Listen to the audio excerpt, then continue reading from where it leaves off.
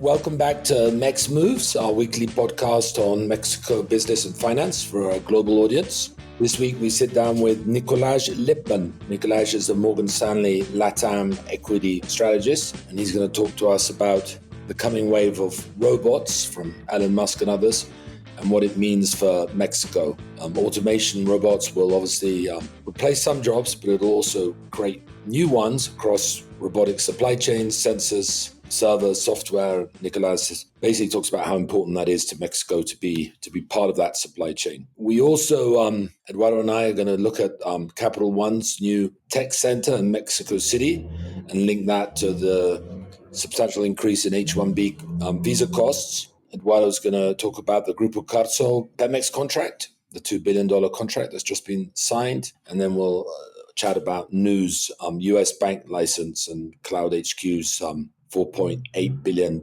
data center investment announcement in Querétaro. So, Eduardo, how are you? I'm doing well, Damien. Thanks. How are you? Very well.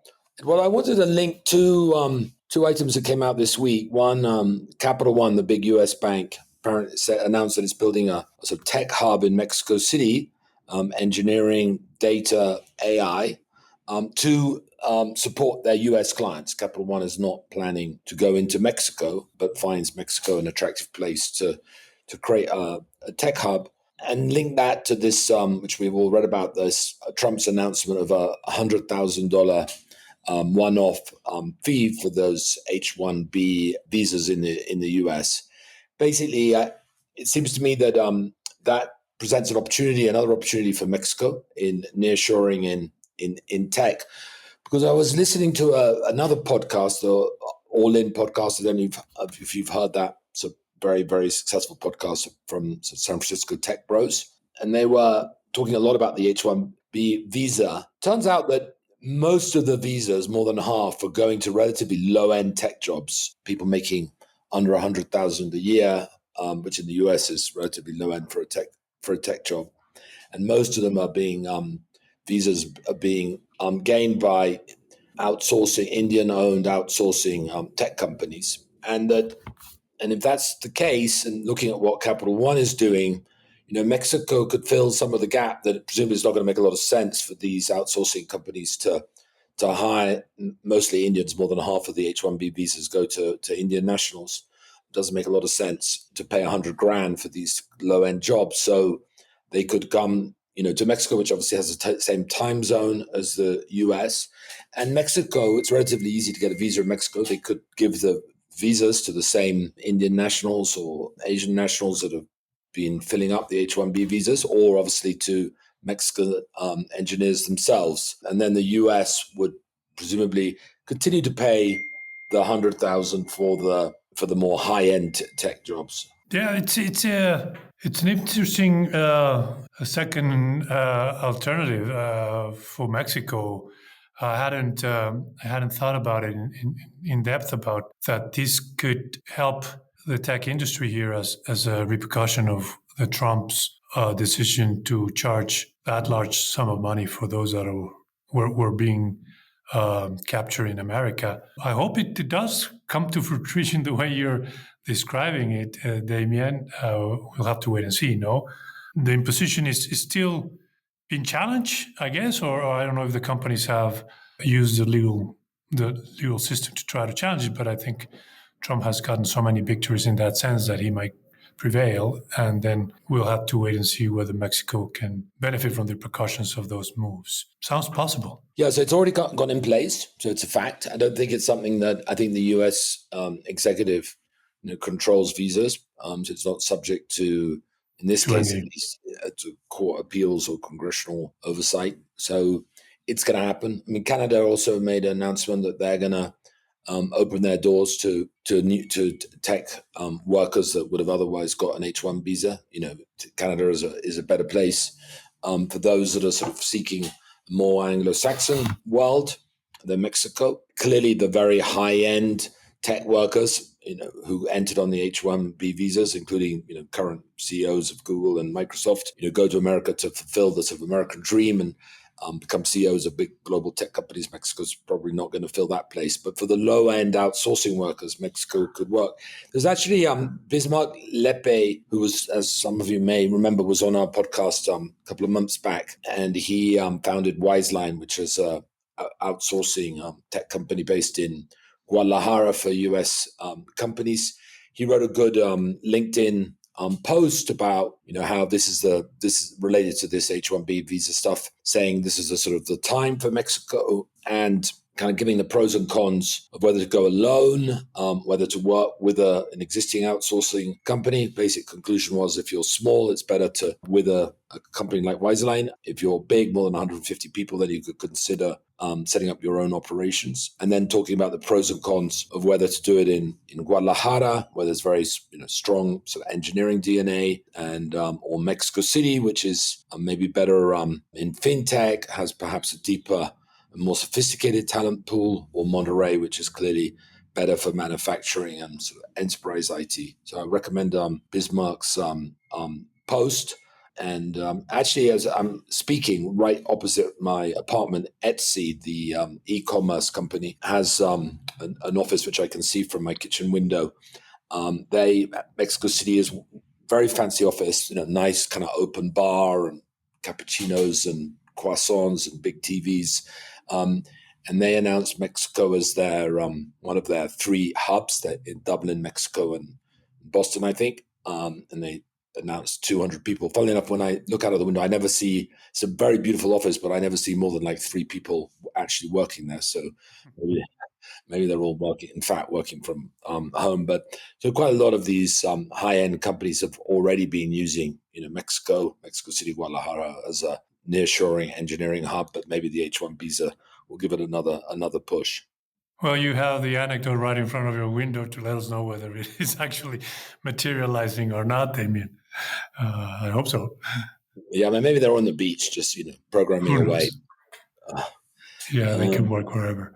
It's interesting, and yeah, I think these are some of the repercussions that Mexico has been looking forward to gain from Trump's policies, either be it the tariffs, providing or pushing nearshoring to Mexico, and now this one with human resources. It'll be interesting. Moving on, Damien, if you don't mind, we mentioned Carlos Slim in the last podcast. Again, he made breaking news this week with a contract that his Grupo Carso conglomerate signed with Pemex. I want to bring it up because we've talked a lot about Pemex, and we talk a lot about the lack of movement in the interest of the Mexican government to joint efforts with private companies. And even though Carso is a Mexican company and it's not necessarily a guarantee that the international service industry oil companies are accepting the new contracts that Pemex is putting out there, well, at least Slim and his company is moving forward with them. They got this $2 billion contract to drill 32 wells in Tierra Blanca, Veracruz, in one of the oil fields that was announced during the Peña Nieto administration as having potentially some of the largest oil reserves in the country. And so Pemex, as much as we've talked in the past, is finally getting the help that it needs to boost its production. It's one of hopefully many similar contracts. Like I said, is no proof, I think, that the international community is signing on these very different contracts that have not been tested before. But at least one clever and very admired businessman, Carlos Slim, is giving it a thumbs up. So maybe his seal of approval could translate for others to venture. And he's doing it even though Pemex still owes money to some of his companies. As we know, overall, at least on the books, there are $22.8 billion of invoices that Pemex still owes oil services companies. That's a large chunk of money that might get paid back with some funds that the government raised recently in the financial markets.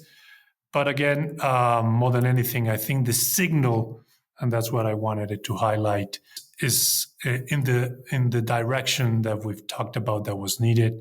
And hopefully this will be the first of similar contracts that can boost oil production in Mexico, which has been declining. And I don't know if you saw the revenue the government announced from oil activities has been declining steadily, and they need to reverse that trend as quickly as possible. And this is a way to do it, I think.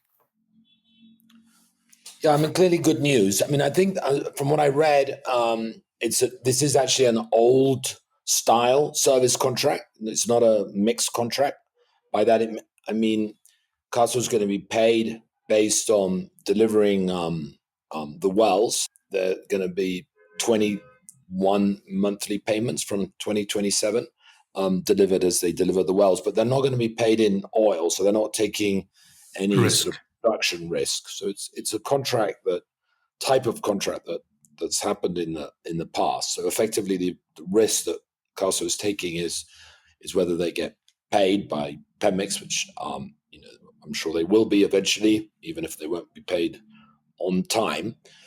So effectively, Pemex is using Carso's know-how to develop the wells and its balance sheet, but it will have to pay Carso back as long as Carso delivers on the wells, but not on the. It's not taking any production risk.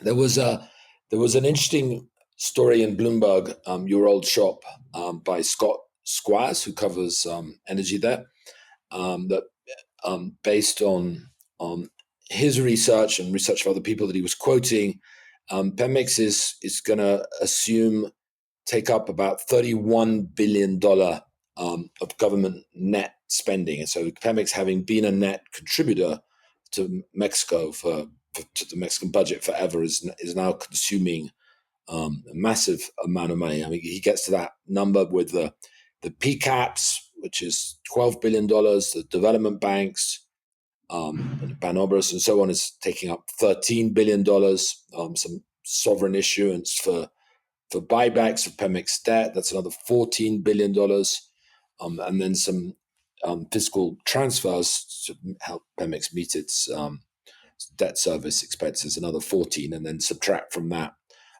the tax, the DUC, that's come down a lot to 30% that the government charges Pemex for oil production, and you get a net number of $31 billion that Pemex is now costing the government. So Shane Bannon said that Pemex will be sort of self-sufficient in 3 years' time, but we're very far from that, and it's a big fiscal drag. And I think everyone looks at, not everyone, but lots of people look at Pemex, say, well, you have to add that $100 billion of Pemex debt to federal debt in order to get the sort of the effect of Pemex on the Mexican debt ratings and on Mexico's budget numbers. But it's actually a bit worse than that. Apart from the $100 billion of debt, Pemex is losing money. So every year they're going to have to, as well as meet those $100 billion of service on that debt, they're going to have to plug the operating gap, which seems to be getting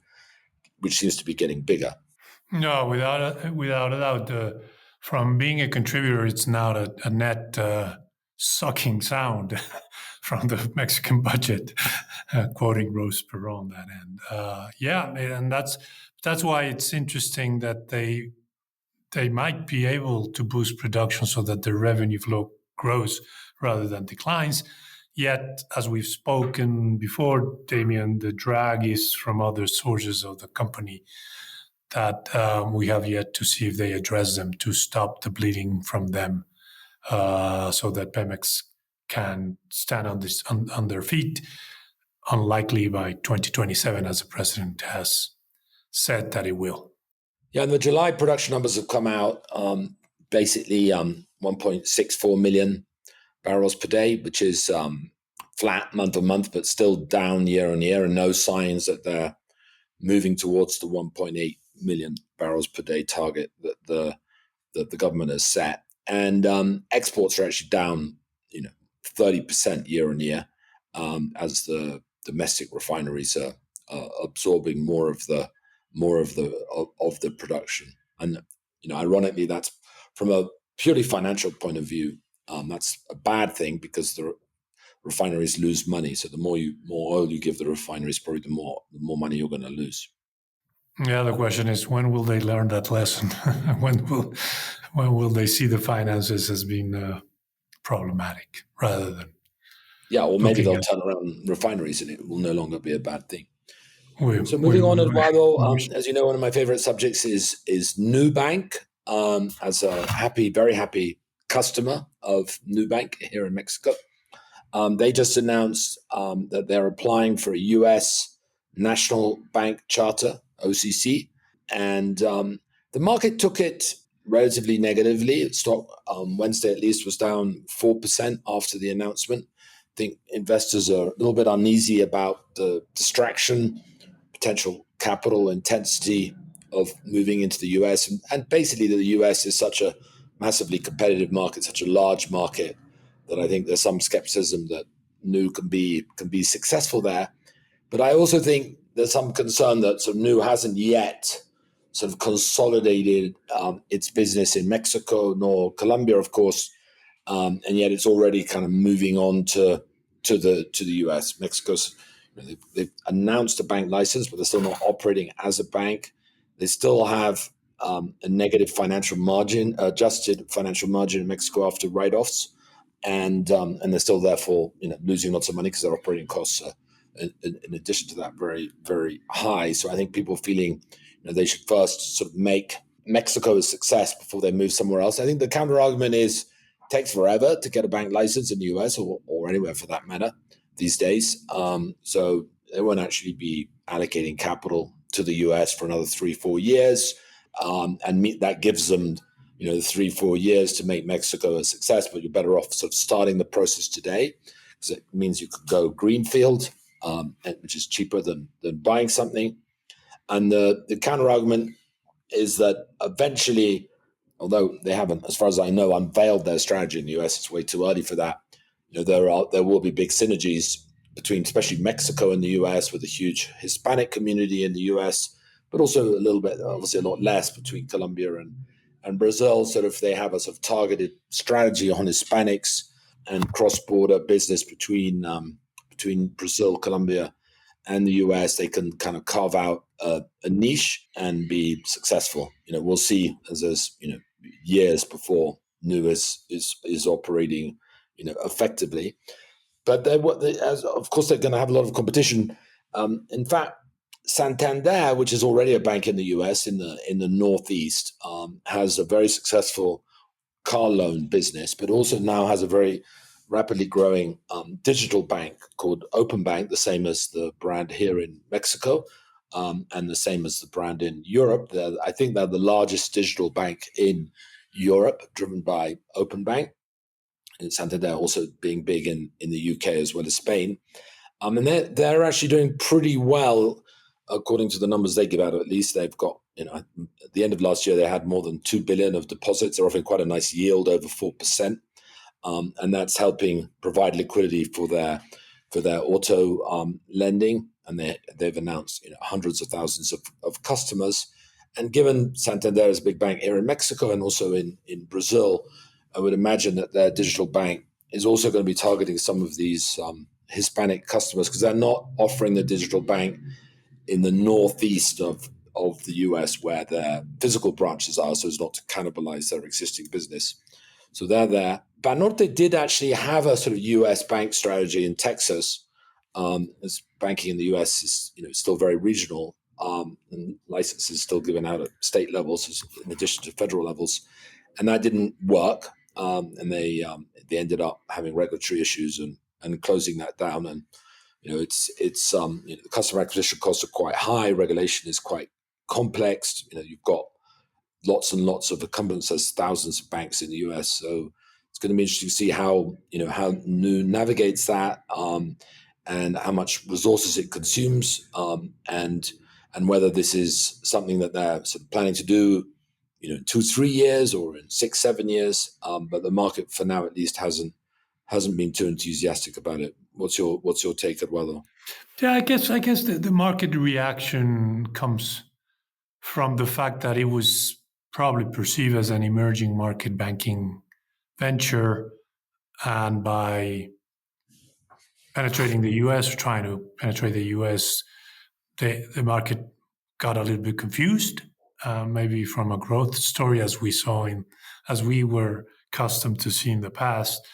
It's now less of that. But I think like what you said with the Santander example, things have changed, but the market might need a little while to assimilate the strategy, because they might see that it's a deviation from what the original plan was in terms of being more of a Latin American play than an Americas play, if I may say so, in the terms of the continent. But again, they might be seeing a niche that we're not seeing, and that and maybe, like you said, it might not be immediate. It might be something to be considered for the long term, or maybe they see that the Hispanic community in the US is potentially a target for them. I don't know. But yet the market reaction just was an indication that the proposal was confusing, to say the least.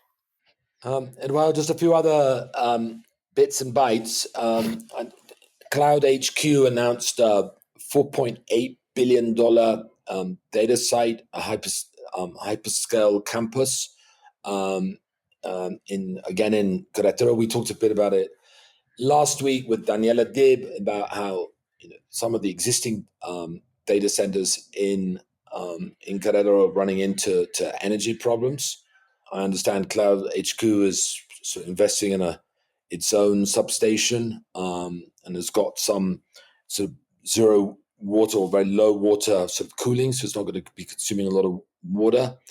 Good for Mexico, clearly, that such a big investment is going to be made, but it's also going to put some pressure on the grid and on the water system, unless they really are going to be able to go completely self-sufficient.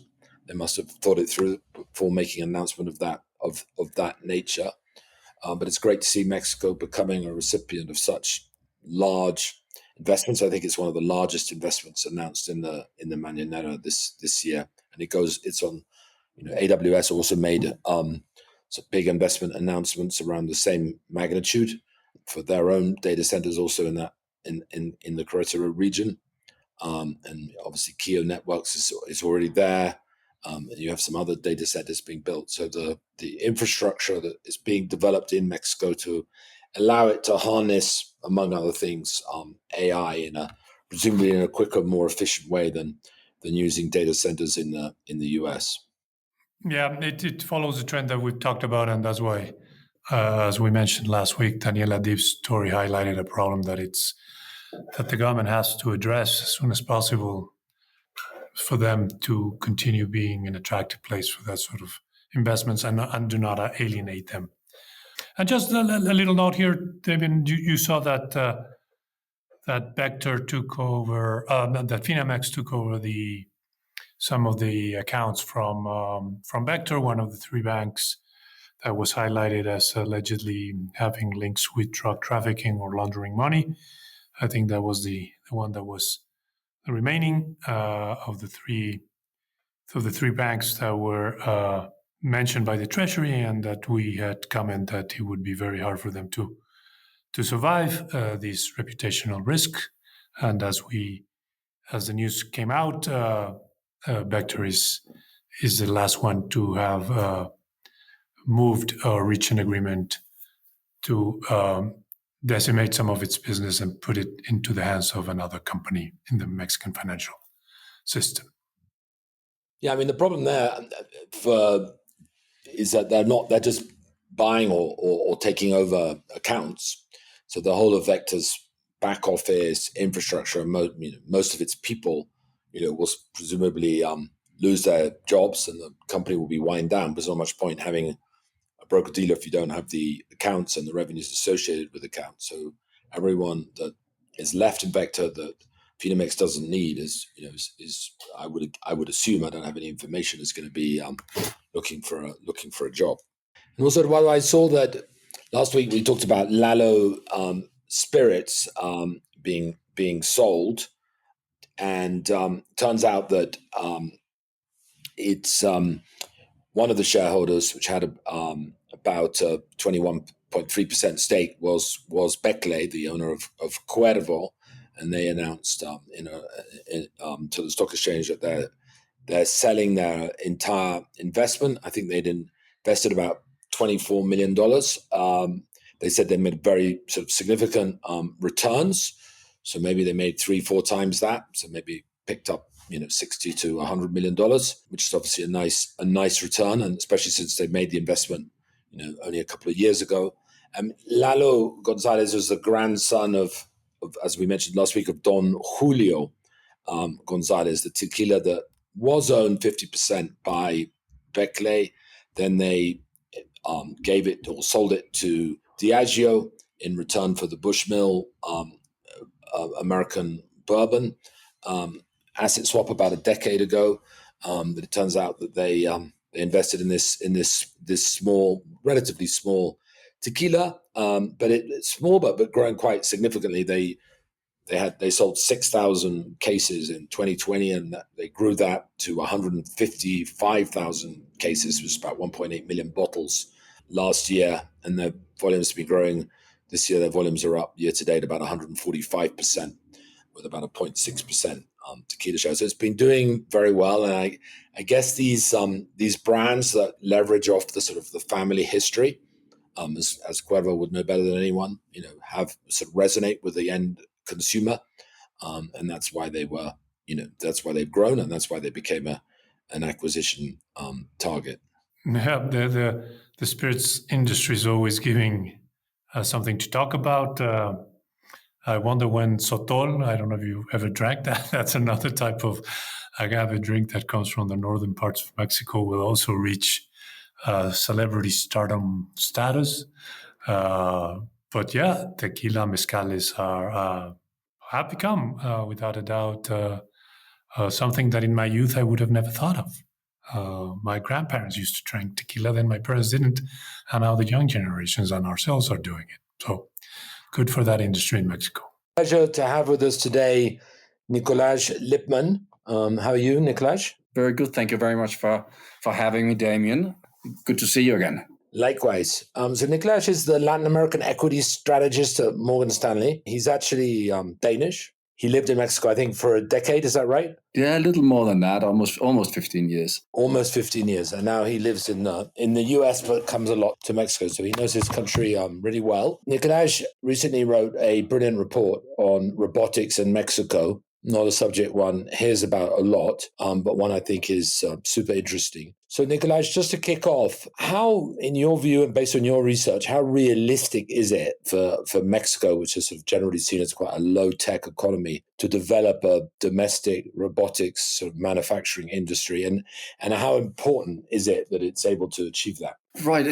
Let me start with the easy part there first. I think it's, if I was a Mexican policymaker or as a Mexico watcher, I think it's absolutely crucial. I think maybe, trying to deny the existence or the future of robotics today is perhaps a little bit like rejecting the internet sometime in the early 90s or mid 90s.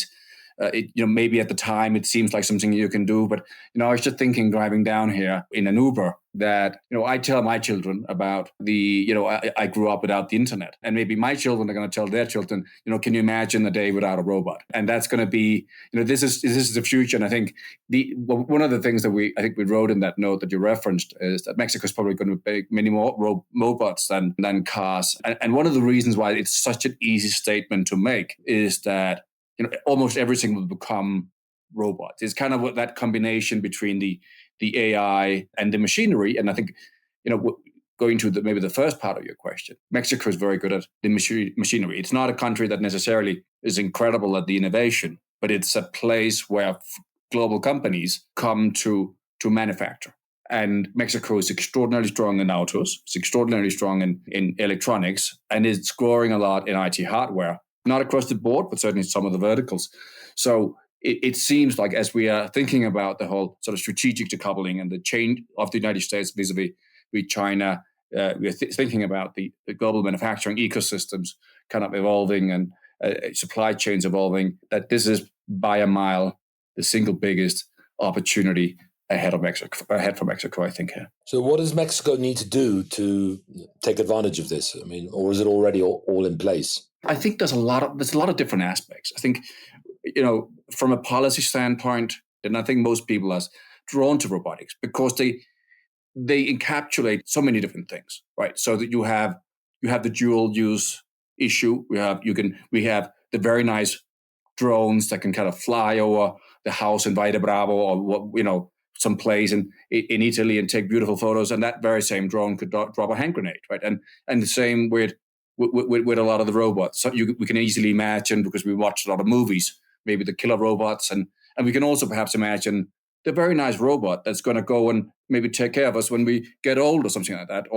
And then we can maybe be afraid of the robots that will take our jobs. And so there's a lot of different debates, and that's going to link in right now. One of the things that we debate a lot in the market has to do with USMCA, right? And there again, it's just so central, right? We have this deal, the USMCA from 2018 or 2019, I think it was signed twice. So it's maybe the newest trade deal in the world, and yet there's so many things. It was very early in the Xi presidency in China. It was somewhat early. They didn't include e-commerce. At least we didn't really have AI. So that it doesn't talk a lot about China. It was certainly before we had the whole decoupling or whatever it is that we're seeing with regards to China. So there's an enormous amount of things. It was a very different energy world for Mexico. It probably needs a bit of an updating. And when you think about, ideally, I don't know if there's going to be any kind of things around this in the next USMCA, but certainly it's central to the discussions. And we can maybe envision different worlds. Maybe one world around this whole US strategic decoupling would be that there's going to be kind of like a wall where US makes its robots and maybe China makes its robots, and they don't communicate with each other, and they don't, Chinese robots are prohibited in the United States and vice versa. And maybe there's another scenario where the US just imports all the robots from China, and then somewhere in between, I think there's a level of collaboration. We have a robots analyst at Morgan Stanley who knows much more about this than I do, who says the US will need China to decouple from China. And then how you do that? There's a lot of the manufacturing ecosystems, even around robots, even though it's a new manufacturing ecosystem where China just has a tremendous edge, as it is the case with the EVs, which is, I think, a very clear parallel. And so when we think about a lot of the things, should Chinese EVs be allowed to operate in Mexico, which is, again, a parallel? Or should it predominantly be American companies, right? Or European or Japanese companies that operate here? Is it realistic to think that Mexico would be a country that imports a lot of Chinese robots to make American robots? Maybe that's not that realistic. There's certainly going to be a need for some level of geopolitical collaboration and thinking about concepts such as national security, somewhat in parallel between the United States and Mexico in this case. So why does the US need Mexico? I mean, presumably robots can make the majority of robots. You need low-cost energy, which US has much more than Mexico. You need land, which US has, plentiful land. What's the value of Mexico to the US when the world becomes roboticized? Right. I think, when we look at this, some of the reasoning behind the whole strategic decoupling between the United States and China, there's a bit of a race going on. And it, I think when I talk to investors, it's clear that it's not, most investors will say the US is probably not winning the manufacturing war, right? The US is coming from behind. It's trying to catch up. I think Mexico has evolved as a very complementary partner to US. and European manufacturing that is trying to get into the US. We've done a bunch of surveys that shows as much. So I think if the United States want to get into this is a brand new manufacturing ecosystem, and it's clearly going to be the future. And that's really going to be a race. Is typically if you have a competitive edge, you end up with the vast majority of that particular market. So I think this is a battle that the United States would be, it would be hard pressed to lose. There's a lot of pressure, and you get the sense when you speak to investors and policymakers in the United States that this is a priority area. So there, I think the US has to, play on all the strengths that it has, and that integration with low, the lower cost and relatively high cost of, relatively skilled labor in Mexico. And we're going to need a lot of humans to make the robots for a long time. Maybe in 15, 20 years, it's going to look somewhat different, and we can just have a bunch of robots sitting in South Carolina reproducing themselves. But in the foreseeable future, there will be a coexistence of robots and humans. And it'll probably be, I'll probably be replaced in research by AI at one stage, but still, right now we're trying to apply AI to improve the both the speed and also the depth of many of the things that we do. And I think there's going to be somewhat parallel, and then it's going to take much longer. Doing research is something that is largely digital. Doing manufacturing is kind of a combination of maybe the bits and the atoms. So it's much more physical. And what do you think that robotics and AI should be a sort of specific chapter in the revision of USMCA, or do you think that the current framework of USMCA is sufficient to govern this new development in the global economy? Right. So what I think is probably less relevant, right? It's clear to me that there's a lot of discussions around concepts like national security.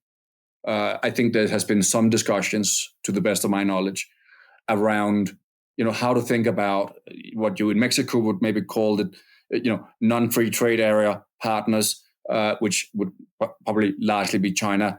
And from the U.S. perspective, there's been a lot of discussions, around that strategic decoupling with China. So it seems intuitive that there would be some kind of an additional chapter. Now, this is really down to we're getting into the weeds of policymaking, and there may be other scenarios where there's, where the USMCA perhaps doesn't change all that much. You just have like separate deals as add-ons. Exactly how that's going to play out, I think it's maybe too early to call it. But from my interactions with policymakers on maybe both sides of the border, it's clear that, this area kind of around the geopolitics and how that's been changing, in particular between these two great powers, is of utmost importance. And maybe that, the high level or relatively high level of Mexican collaboration around some of this is one of the reasons why Mexico is the country in the world with the lowest tariffs today, which is, I bet you if you go down on Times Square, especially take 100 people, very few would make the guess that Mexico is the country in the world with the lowest average tariffs. So I was listening to another podcast, the All In podcast. Had an interview with Elon Musk, and he was saying the robots are going to have sort of two elements to them, roughly speaking. The robotic side of moving around and operating machinery or cars, and then the AI side where you're going to be able to talk to the robot, which is going to be driven by LLMs or something akin to an LLM, which are very, very energy intensive. So if everyone is speaking to a robot, if it's taking care of you or driving you somewhere, or the demand for data centers is going to be just massive.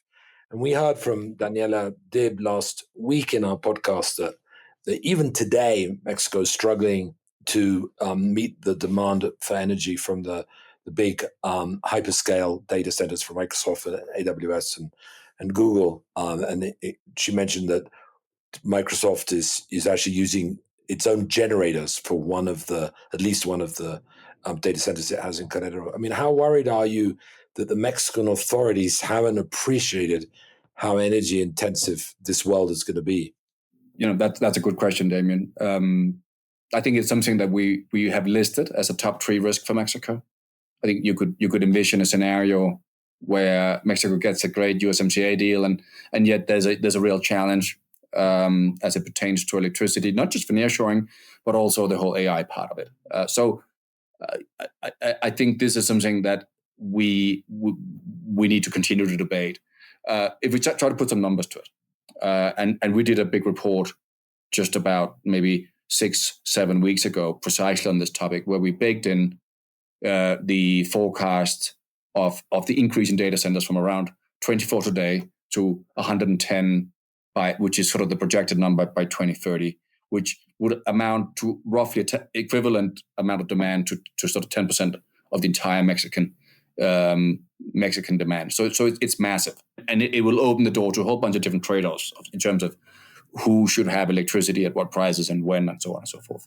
So I think it's hard to underestimate it. Now, when you look at the government projections, you compare that to the history of additions in terms of generation. So I'll just put the numbers in a very simple way. Mexico, over the course of the last 15-20 years, has added maybe 1.5 gigas per year. What we need over the next couple of years is that number goes to somewhere between 6-7. Now, we can kind of do the math, right? We're talking about somewhere in the neighborhood of 4-5x what has been the going rate. Now, that's kind of the government projection, and I think we're all sort of hoping that happens, but it puts the pressure firmly on policymakers to be able to have, have a clear path in terms of kind of the private sector, raise the capital for the public sector, make sure that the transmission is kind of there. It's not easy. And not only that, it happens simultaneously to some of the traditional changes that are occurring in this country. And it happens simultaneously to the fact that this is not happening in a vacuum. Every single country in the world is seeing a similar situation. So you can we can all have a look at kind of expected salary for mechanical or sort of electrical engineers, or what it's going to cost you to get the equipment for your turbines, etc. So you get in the back of the wait list. So it is I think it's one of the major risks, firmly a top 3 risk for Mexico. Doesn't mean that the opportunity is not there, but there are a number of different hurdles to sort of cross before we get there. If I may, Damien, I'm sorry, but when I then take it all and I compare it to what I see in the Mexican labor market, and we got like a lot of different feedback on this report, and we've kind of been following different themes. And one of the themes that we've been looking at is, the Mexican real wage has been growing, even though the economy is not really growing, which is unusual. And yet we have this peculiar situation where consumption is actually weak, right? So there's a lot of different sort of cross currents going on. Now, the optimist view about, the direction of travel for Mexico would be something along the lines that, maybe we get, another kind of, another kind of deal with the USMCA, which doesn't seem unlikely. That, maybe it's an add-on to the existing, maybe it's a kind of a USMCA 2.0, maybe it's, something bigger like a customs union, but it certainly will get something, and maybe that becomes the catalyst in a world that is changing for maybe another investment wave, like we saw with Nearshoring, where we have FDI and so on and so forth. Now, if that was to happen, like when we look at the wage data since 19, manufacturing wages up 90%. Almost every other wage group is up 40 to 50. So all wages have been rising kind of significantly and beyond inflation, but manufacturing has been maybe it's the demand shock from nearshoring that caused much of this. So we're now in sort of the slowdown period of the cycle, and if we see another wave of nearshoring and that investment, it's going to continue to pull up these wages. And the optimist view could be something, if you're taking it maybe a World Bank, IMF kind of standpoint here, you say, hey, this is actually really positive, right? Because, you kind of, maybe this is your opportunity to kind of break through the middle income trap and so on and so forth. But it also means, a lot of Mexican companies are going to see their margins suffer. This is the time when you start investing in technology. And it might be automatization in your warehouse, or it might be thinking about, sooner rather than later, we'll probably be thinking about automated driving, and so on and so forth. I think Mexico is at a little bit of that, over the next 3 years, we'll see massive differences in terms of companies that invested into technology and companies that maybe just get sort of just stay behind. And it all links back with that theme around sort of robotics and so on and so forth. Nikolaj, you look at all of Latin America for Morgan Stanley. Sometimes one can get depressed about Mexico not addressing, its problems, and then you say, "Well, hang on a sec. However bad we are, we're a lot better off than many other countries in the region."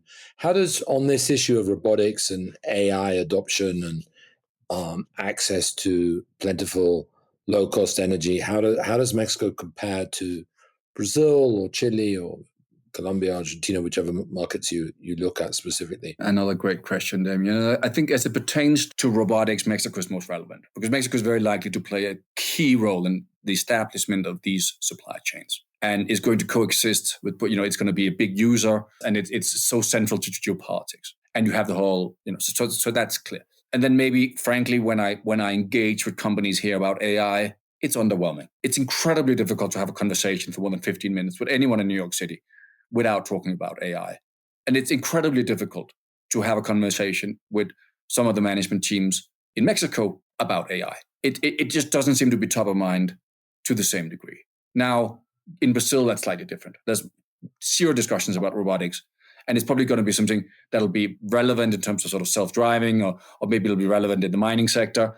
But the whole geopolitical angle, whether a Chinese robot is working in an iron ore mine, fine. So that discussion is not. But what is clear is that the AI discussion is 2-3x more relevant in Brazil than it is here. So that's I think is an interesting observation, right? So that's significant changes in terms of the geopolitical positioning, certainly in terms of the, there's no real manufacturing ecosystem of magnitude. I think the entire Brazilian export plus the whole Colombian, Peruvian, Chilean, and Argentine export to the United States is equivalent to, I think, 7 weeks of Mexican exports to the United States, right? So these are commodity economies that don't really export that much to the US. But it always puzzles me that some of the innovation and some of the AI discussions or technology discussions are much less present here than I sense they are elsewhere. Why do you think that is? That Mexico in general is a culture that is slower to embrace innovation. We haven't really seen any big sort of startups like Nu or Mercado Libre in Mexico list in the stock market and become national sort of innovative champions. Or do you think there are AI specific reasons? I don't think there's specific AI reasons. I remember we did an analysis many years ago that I've sort of updated a number of times where we looked at patents. So, and there are different ways of looking at patents. So you can have if you just download the data, ask ChatGPT, give me some patents from different countries, you're going to get probably what's called resident patents. So that'll be if, Mexicans in a Mexican organization come up with a patent and that number for Mexico varies. It's typically like 11, 12 per million Mexicans. So it's kind of that range. It's fairly low. I think it's 1,000 per million Americans or something like that. It's very, very low. Now, one of the things that we then did, we said, okay, how about non-resident patents? What if you take Mexicans and you move them from Mexicans operating in a non-Mexican organization? And then it jumps from 10, 11 to 250 or something. And it becomes somewhat comparable with. So Mexicans, when I remember doing the analysis, there was no country where patents would jump as much when you sort of moved from resident patents to non-resident patents. Interestingly, Germans were the opposite. Germans were quite innovative as long as they're operating in a German organization and you put them out of a German organization, they dropped that. They were actually very similar to Germans and non-German organizations were very similar to Mexicans in non-Mexicans organizations. So I think when I look at the Mexican Stock Exchange, there's also, there are many different ways of thinking about it, but there's a number of different concessions.